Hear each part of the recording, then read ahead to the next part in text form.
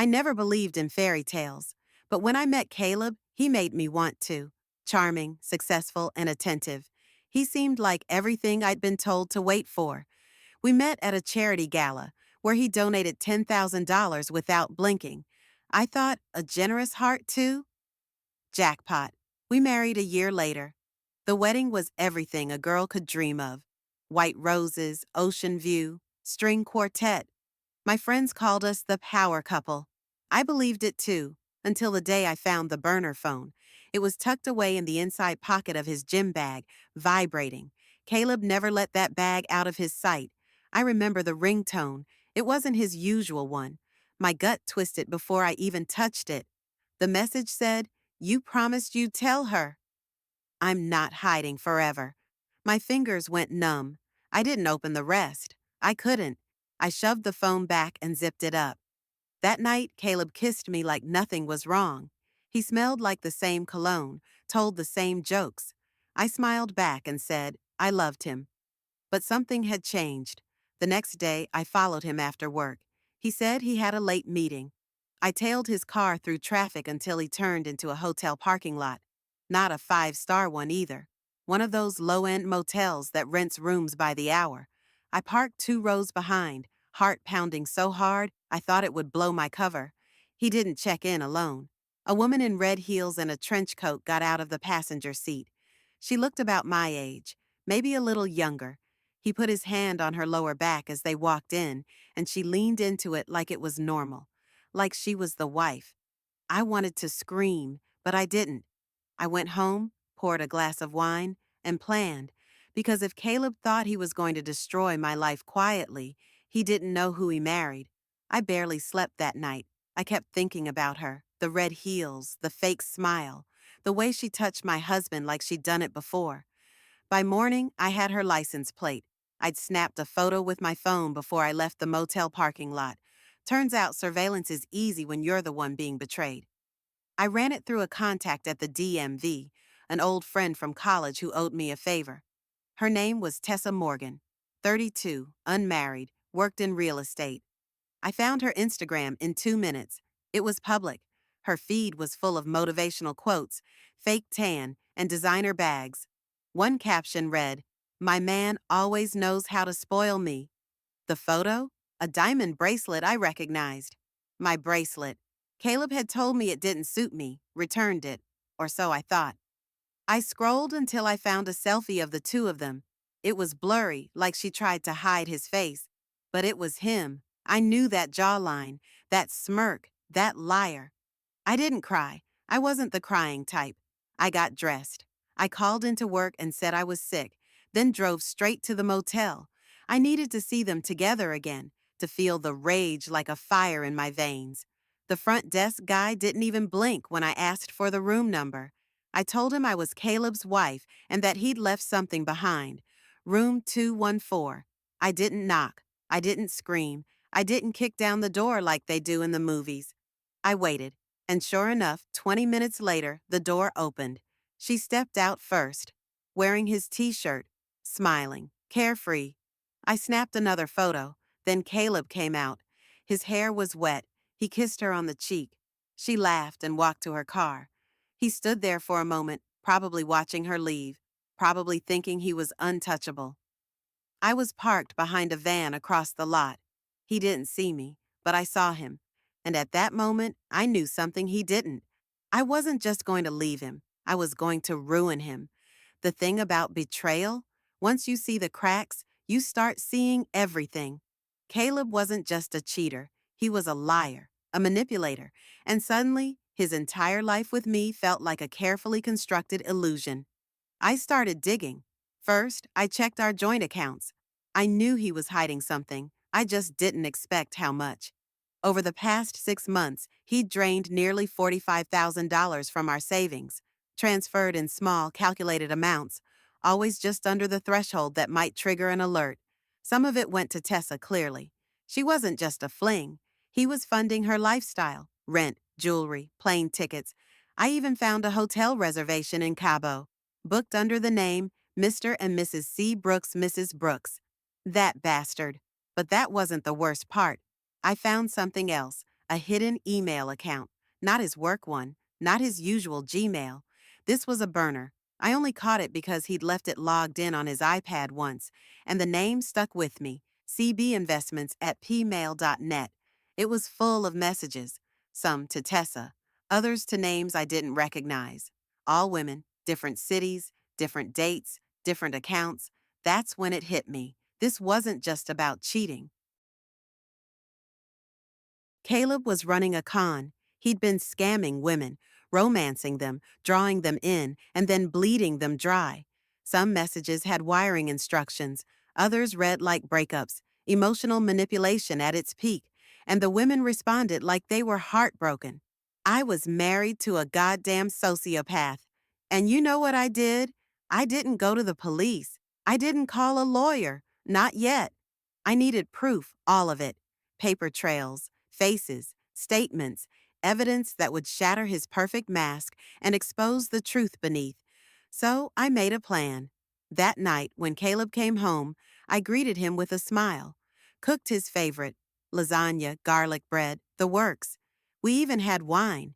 He told me I looked beautiful. I played along, because the last thing you do before you destroy a man like Caleb is let him think he's still winning. For the next 2 weeks, I became the perfect wife. I kissed Caleb goodbye in the morning, texted him sweet nothings during the day, made dinner, laughed at his dumb jokes. I even slept with him once, just to keep the act convincing. But every moment he touched me made my skin crawl. While he played the role of the charming husband, I played detective. I reached out to one of the women I'd found in his burner email, a woman named Lee Parker from Charleston. I messaged her from an anonymous account with one sentence, "You're not the only one Caleb scammed." She replied within an hour. What followed was horrifying. He'd convinced Lee he was divorcing me and that she was the one. He had even proposed. She gave him $20,000 to start their new life. He vanished 2 days after cashing the check. She hadn't seen or heard from him since. Another woman, another trail, 4 more to be exact. Different aliases, different love stories, all the same ending. I was married to a serial predator, but I still didn't go to the police. Not yet. Instead, I reached out to a private investigator. Her name was Monica Vega, and she was as sharp as a scalpel. Former cop. No nonsense. I gave her everything. The emails, the accounts, the names, even Caleb's travel plans. She didn't ask me why I hadn't left yet. She understood. Sometimes justice takes patience. We agreed on a plan. I'd play along a little longer, just long enough for Monica to gather hard proof. Surveillance, transactions, visual IDs, everything needed to bury him legally and financially. The best part? He had no idea. Caleb was still making weekend trips to New York, only he wasn't going to New York. He was staying in a boutique hotel 40 minutes away. With Tessa. Monica got the photos. Of them at the hotel, of them kissing, of them walking out of a bank where he'd just deposited a check under a different name. I was done playing house. I printed every document, every photo, every email, and I booked a meeting with the FBI. You didn't see that coming, did you? When I walked into the FBI field office, my hands were shaking. Not because I was scared, because I was ready. I gave them everything. Caleb's fake names, the women he scammed, the financial records, and Monica's surveillance. They took one look at the evidence and said it outright. This is interstate fraud and possibly organized criminal behavior. It turns out Caleb had been flagged before. Nothing stuck, not enough proof, or women too ashamed to come forward. But now they had me, and Monica, and Lee, and soon others. The agent said, "We'll open a formal investigation. Do not confront him. Let us do the work." But I couldn't help it. That night, I waited for Caleb to come home. I had his favorite dinner on the table, music playing, wine poured. He kissed me on the cheek like usual and sat down. We ate in silence. Then I said, "How was New York?" He paused, smiled. "Busy. Why?" I slid a manila folder across the table, photos of him and Tessa, bank deposits, printouts of burner emails, names, dates, amounts. Caleb's face turned white. "What is this, Jenna?" "My divorce papers," I said. "You'll find them at the bottom of the pile." He grabbed the folder, flipped through it. His hands trembled. You spied on me? He hissed. No, Caleb, I caught you. He lunged up, knocking over his wine glass. You don't understand? Oh, I understand perfectly, I said. You're a liar, a con artist, and a coward. His eyes darted to the door. He was about to run, but before he could take a step, someone knocked. He froze. I opened the door. Two FBI agents stood on my porch. Caleb Wills? One asked. You're under arrest for wire fraud, identity theft, and conspiracy to commit financial crimes. I stepped aside. They cuffed him right there in our dining room, with steak still on his plate. I'll never forget the look on his face. Not fear, not anger, surprise. Like he'd never imagined I could outplay him. They let him out. I followed them to the curb, and as they shoved him into the back of that black SUV, I whispered just loud enough for him to hear. I told you, I never lose. The next morning, the house was silent. No Caleb, no lies, no pretending. Just me, standing in the kitchen with 2 cups of coffee, one still steaming, the other untouched. I dumped his down the drain. The FBI took everything, his files, his devices, even the safe he thought I didn't know about. They said the case would take months, maybe years. There were victims in 5 different states, maybe more. Monica was working with some of the women to organize statements. Lee and I still text almost daily.